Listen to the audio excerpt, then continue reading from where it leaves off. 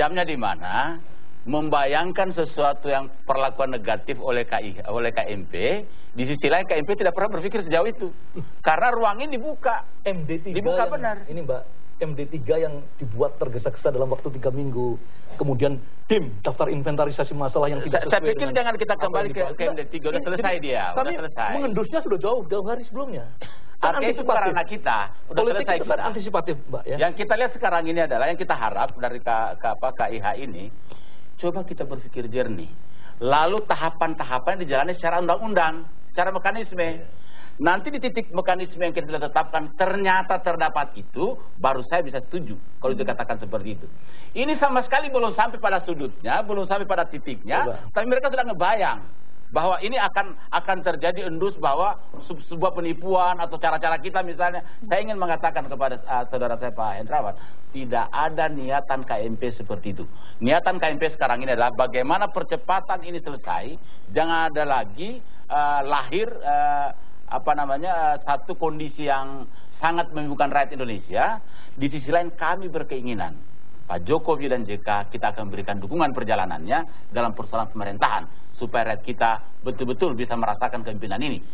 Benarkah Jokowi ini bisa mensejahterakan rakyat atau tidak? Nah, kami di lain pihak mengendus mengapa mereka keberatan untuk kami masuk dalam 16 alat kelengkapan Dewan itu 11 komisi dan 5 badan.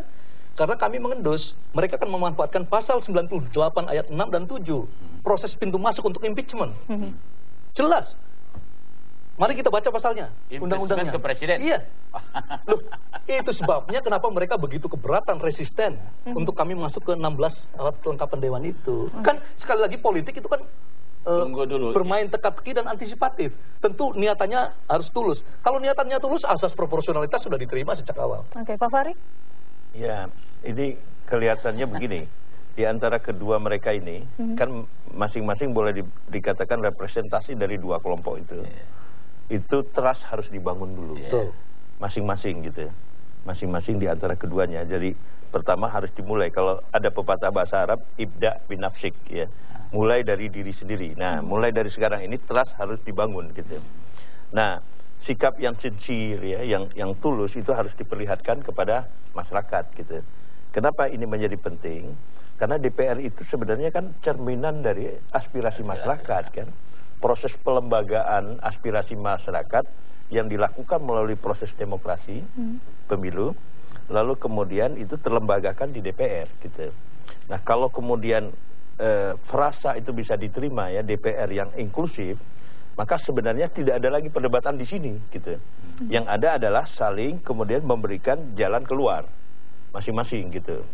Makanya saya katakan tadi, sekarang begini, kalau yang inklusif itu, maka sense of justice ya, kata Profesor Hendrawan tadi mengatakan itu, maka sekarang siapa yang sudah memperoleh dan siapa yang belum. Sebenarnya pikirannya sederhana, seperti itu. Siapa yang sudah memperoleh, siapa yang belum gitu. Berapa yang sekarang yang masih ada gitu. Siapa yang harus mengalah menurut Anda? Dan fairnya, ya, menurut saya, yang harus memimpin, bukan mengalah. Yang harus memimpin itu adalah koalisi merah putih gitu. Dia sekarang ini ya karena mayoritas di parlemen, maka dia harus bertindak sebagai abang, sebagai pengayom. Oke, kami harus mengalah gitu. Karena kami sudah dapat segini gitu. Sekarang giliran kamu mintanya berapa? Tentu kamu tidak perlu mengambil semua karena itu akan lucu gitu. Tetapi kamu minta berapa gitu. Nah, setelah minta berapa selesai, kemudian baru persoalannya pelaksanaan dari DPR yang inklusif itu dilaksanakan gitu. Nah, jadi berbicara itu beyond rules gitu. Jadi beyond pasal-pasal yang tadi kan, pasal berapa itu tadi, itu hanya akan membuat dialog tidak berjalan gitu. Jadi harus dikembalikan kepada konsep dasarnya tadi, bahwa DPR itu adalah representasi dari rakyat. Dan kalau representasi dari rakyat, maka sebenarnya ekspektasi rakyat kalian jangan berkelahi, gitu. Nah, tetapi jangan minta rakyat menyelesaikan, gitu. Kalian harus dewasa, sebab kalian bukan taman kanak-kanak, gitu. Membangun trust kepercayaan itu butuh dimulai waktu. dari dua ini dulu, ibda binafsik, gitu. Mulailah dari diri sendiri, gitu. Tadi. Ini kan ditonton sama rakyat semua kan, gitu. Ditonton sama rakyat, lalu kemudian terlihat gitu. ini bertemu 2 saja itu belum selesai, apalagi nanti bertemu rame-rame gitu. Nah, Ridwan ya dengan Hendra, orang di dalam paripurna. Makanya, nah ini yang sangat penting gitu.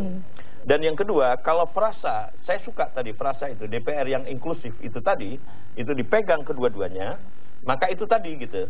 Yang mengayomi itu adalah merah putih gitu. Merah putih yang menawarkan, lu mau yang mana gitu. Gitu. Oh, yang ini gitu. Ya, tapi jangan kebanyakan ngambilnya gitu. Ini. Itu selesai. Tampaknya, mohon maaf, saya ingin konfirmasi. Apa yang disampaikan Pak Fahri, negosiasi itu kan sudah berlangsung ya? Pada saat awal proses pembentukan alat kelengkapan DPR. Ya, betul. Sudah berlangsung. Dan kita, kalau dengar Pak Pranowo Anung tadi kan, sudah lebih dari 15 kali sebenarnya pertemuannya. Pertemuan itu sangat banyak. Hanya mungkin belum ada kesesuaian. Saya sebenarnya ingin mengatakan begini. Rakyat Indonesia melahirkan kita sebagai anggota Dewan Perwakilan Rakyat, Pak. Melahirkan kita. Rakyat tidak pernah mengatakan bahwa kita harus jadi dulu di komisi apa misalnya, atau kita harus dulu menjadi unsur pimpinan di komisi A misalnya. Perdebatan kita bukan anggota Dewannya, Pak. Tapi kita lihat perdebatannya pada persoalan kedudukan alat kelengkapan Dewan dalam persoalan posisi mau jadi ketua komisi atau wakil ketua komisi. Itu kan perbedaannya. Ini yang saya ingin mengatakan menggelisahkan rakyat dengan perlakuan KIH ini. Karena perbedaan kita lebih pada kedudukan, bukan pada keanggotaan Dewan itu sendiri. Nah, maksud saya adalah ruang-ruang ini telah dibuka oleh KMP. Telah beberapa kali, bahkan 15 kali sudah pertemuan. Besok insya Allah terakhir dalam pertemuan ini. Mudah-mudahan titik temu ini sudah ada. Perbedaan mereka yang kalau saya baca adalah lebih pada jumlah kedudukan KIH berapa? Oke, berapa jumlah idealnya kita Jadi nanti? kalau menurut saya ini tantangan kita bersama ya untuk membudayakan demokrasi adalah kita harus berani menghadapi ketamakan, kerakusan dan keserakahan kekuasaan. Ya. Ini akan menjadikan demokrasi kita menjadi demokrasi. Tolong jangan selalu dikatakan ketamakan. Loh, kalau dalam politik saya katakan itu seni. Seni katanya. Seni. Dan ingat, tamak juga seni, Mas. Tunggu dulu. Saya ingin mengatakan begini. Pada saat Prabowo berjuang untuk menjadi presiden, Jokowi menjadi presiden, apa jadi tamak? Kan tidak. Memang persoalan politik itu kalah menang. Kalah menang, tidak boleh katakan tamak. Kalau boleh itu Pak dihapus bahasa kata tamak tadi, Pak. Karena itu akan membuat ketersinggungan bangsa itu, Pak. Utamanya dari kelembagaan tradisi yang baik itu penting loh, Pak Ridwan. Tapi tidak bisa, Pak, mengatakan ketamakan. Selama 5 tahun ini sudah teduh, sudah damai. Itu sebabnya yang hal-hal beginian harus diteruskan. Kita beda sistem pada waktu itu. Waktu itu sistemnya bukan MD3, Pak. Pasal 69 ayat 2. Siapa yang terbanyak suara dia memilih sistemnya pada waktu itu. Pasal 69 ayat 2, Pak Ridwan silakan nanti pulang. Pasal 69 ayat 2 sama. Ruhnya sebenarnya yang ingin dijunjung tinggi itu sama. Baik. Sambil menunggu kita melihat pasal 69 tadi ya, Prof. Ayat 2. Kita jeda dulu, pemirsa, kami akan kembali saat lagi.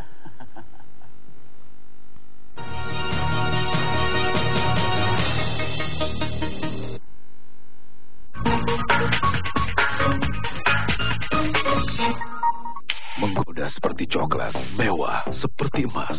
Apapun pilihanmu, godaan wanginya tak tertahankan. Dark and Gold Temptation baru, hanya dari Arx.